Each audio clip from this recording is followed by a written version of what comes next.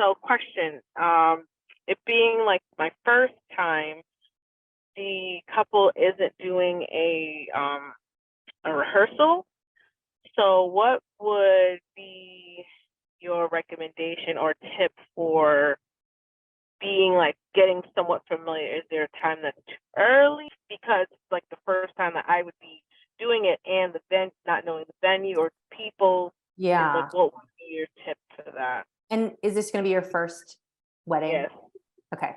I would definitely try to say 45 minutes early would be my recommendation to you, and a couple of things you're going to want to do. So if any of you are first timers and also not having rehearsal or even having rehearsal, like what to look for.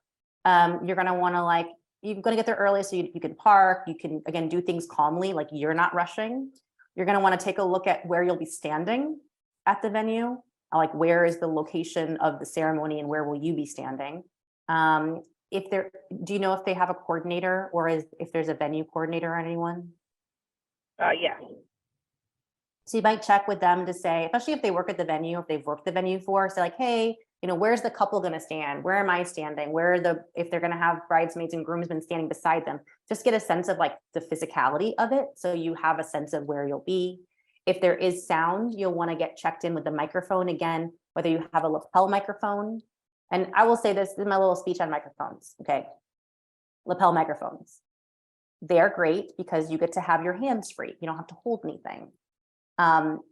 They are not great in windy outdoor conditions. If you have a good sound technician and it's windy, they should have a handheld microphone, which could be cordless or wired, for you to use. If I have to use a microphone I love it to be on a stand so I don't have to hold it, but I've been in situations where I've had to hold the microphone in one hand and hold my book in the other. So you want to just be able to practice that if you have to do that on the fly. Best microphone I've ever had is like one of those cool over the ear ones that celebrities have for singing, like Britney Spears uses when she's dancing on stage, but not many people have that one. So you want to get checked in with the sound, do a sound test, make sure you can be heard, check in with the videographer, check in with the couple, let them know you're there.